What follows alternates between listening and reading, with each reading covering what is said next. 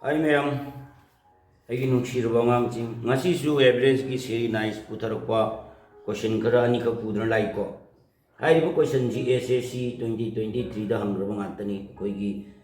SSC GD 2023ꯗ ꯍꯪꯈ꯭ꯔꯕ ꯀꯣꯏꯁꯟꯅꯤ ꯍꯥꯏꯔꯤꯕ ꯀꯣꯏꯁꯟꯁꯤꯅ ꯍꯥꯏꯔꯤꯁꯤ ꯑꯇꯩ A farmer has a 10 parrot and 4 horses, find the average number of the leg per animal ꯍꯥꯏꯕꯅꯤ ꯉꯁꯥꯏꯒꯤ ꯄꯤꯔꯝꯃꯤꯕ J ꯑꯩꯈꯣꯏꯅ ꯃꯣꯏꯒꯤ ꯃꯁꯤꯡꯁꯦ ꯄꯤꯔꯝꯗꯦ ꯑꯗꯣ ꯃꯁꯤꯡꯁꯦ ꯇꯣꯇꯦꯜꯁꯦ ꯄꯨꯊꯣꯛꯅꯕ ꯍꯥꯏꯌꯣ ꯈꯪꯉꯣ ꯃꯣꯏꯅ ꯍꯥꯏꯔꯤꯁꯦ ꯐꯥꯔꯃꯔꯁꯤꯅ ꯉꯁꯥꯏꯒꯤ 10 parrot and 40 horses ꯍꯥꯏꯕꯅꯦ ꯁꯤꯁꯦ ꯑꯗꯨꯝ ꯈꯪꯉꯣ ꯑꯗꯒꯤꯗꯤ ꯑꯩꯈꯣꯏ ꯃꯩꯇꯩꯂꯣꯟꯗ ꯍꯥꯏꯔꯒꯗꯤ ꯀꯩꯗꯧꯒꯦꯕꯨ ꯇꯦꯅꯋꯥꯁꯤ ꯃꯈꯣꯡ ꯑꯅꯤ ꯄꯥꯜꯂꯤ ꯑꯗꯨ ꯑꯣꯏꯇꯥꯔꯒꯗꯤ ꯇꯦꯅꯋꯥ 10ꯗꯗꯤ ꯑꯩꯈꯣꯏꯒꯤ ꯇꯦꯅꯋꯥ ꯑꯃꯗ ꯃꯈꯣꯡꯁꯤ ꯂꯦꯒꯁꯤ ꯀꯌꯥꯅꯣ ꯍꯥꯏ ꯃꯇꯝꯗ ꯀꯩ ꯍꯥꯏꯇꯥꯔꯦ ꯅꯣꯏꯅ ꯁꯤ ꯈꯪꯒꯗꯕꯗ ꯑꯩ ꯍꯥꯟꯅ ꯍꯥꯏꯒꯦ ꯑꯗꯩ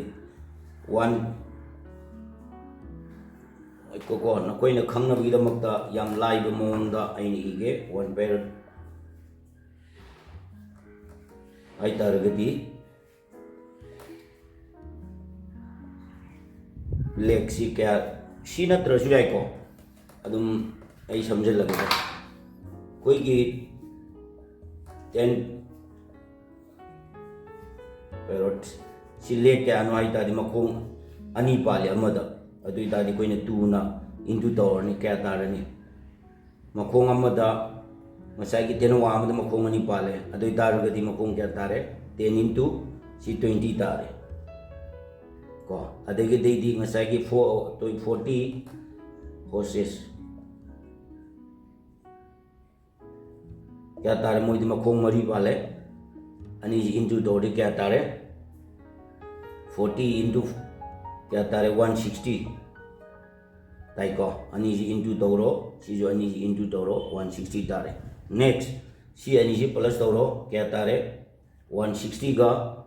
120 का प्लस दौड़ता क्या तारे 180 को अदेगी ngसाई नंबर ऑफ मसिंग एनिमल दो तेनोवा क्या नो सगोन क्या नो है अनी प्लस तौर क्या तारे सी अनी से प्लस तौतारगदी क्या तारगे 50 अदुतादी एवरेज ngसाई दो पुथोके ना हाई तारगदी एवरेज दो पुथोके ना हाई तारगदी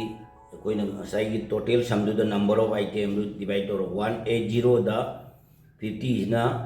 डिवाइड तौरो अदुतादी क्या तारे सी कट तौरनी सी कट तौरे अदुतादी क्या ले मोरे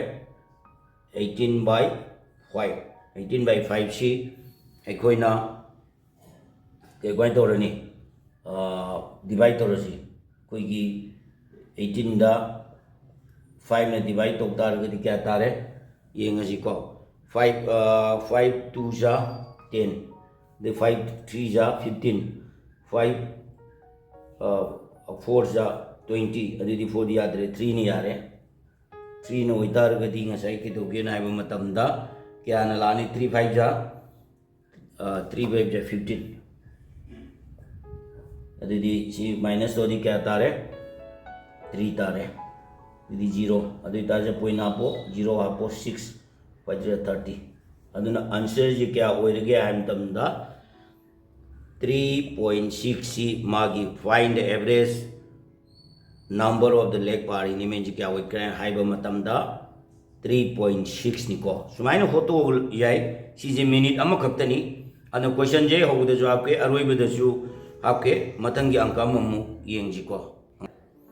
आंगांगजिंग सीजना अनिसुबा अंकनिको सीजो हंग्रे 2019 दा हंगिबनी हंगिबो क्वेश्चन जे देनते that average of the 6 number is 6 numbers क्या नो 36 of the one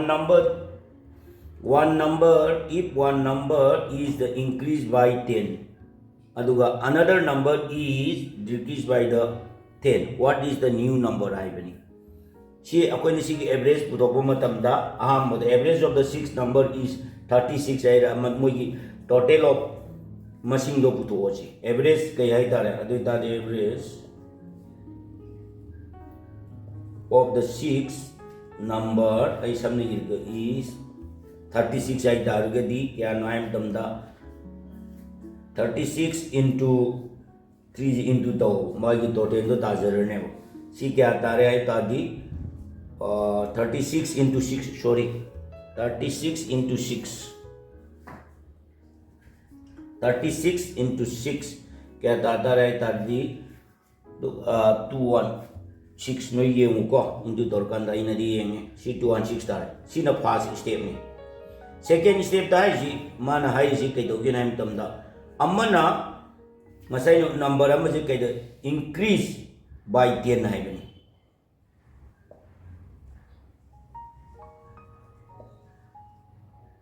by 10. Another is na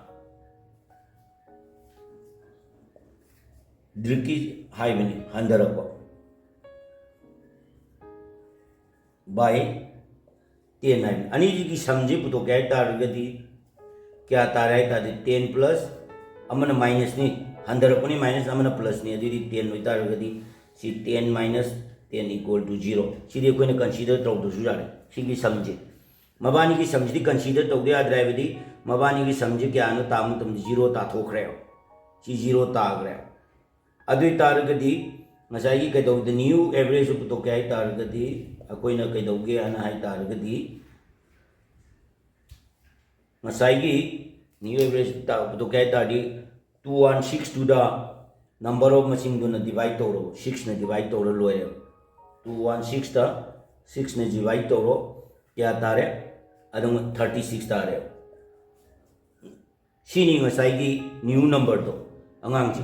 कईगुंबना Koyna यान ताबोय तारगदी नॉलेज फंगबोय तारगदी लाइक तोरमु सब्सक्राइबर तोरमु अदगी मतंग दसोय अदुम फजबा अंक सुंबा हंगिबसिंग पुदुना लाके क्वेश्चन जी हौबदसु हापंगे अरोयबदसु हापंगे को सी सी आइना नकोय थमिको